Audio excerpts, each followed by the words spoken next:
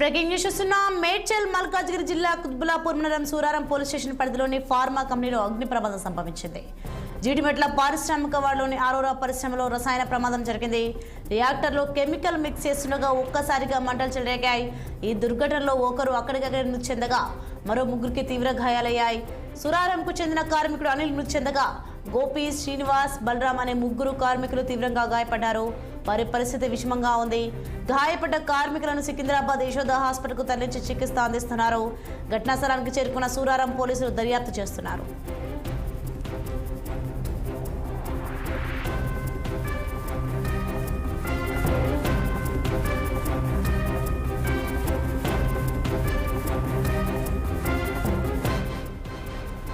Breaking news చూస్తున్నా. మనం మేడ్చల్ మల్కాజ్గిరి జిల్లా కుత్బులాపూర్ మండలం సూరారం పోలీస్ స్టేషన్ పరిధిలోని ఫార్మా కంపెనీలో అగ్ని ప్రమాదం సంభవించింది.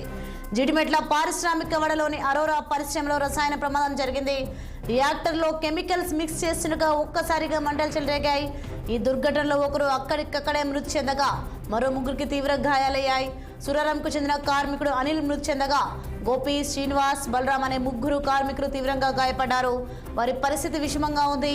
గాయపడ్డ కార్మికులను సికింద్రాబాద్ యశోద హాస్పిటల్కు తరలించి చికిత్స అందిస్తున్నారు. ఘటనా స్థలానికి చేరుకున్న సూరారం పోలీసులు దర్యాప్తు చేస్తున్నారు.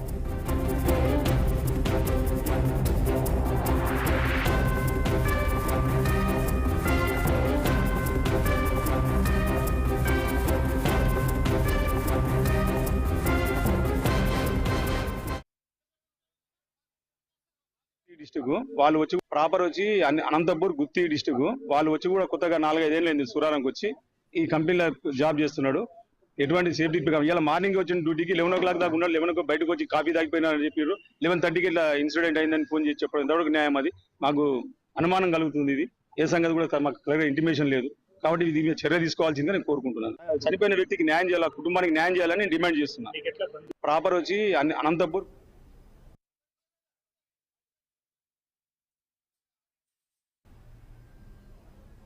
తిరుమల శ్రీవారిని కేంద్ర మంత్రి కిషన్ రెడ్డి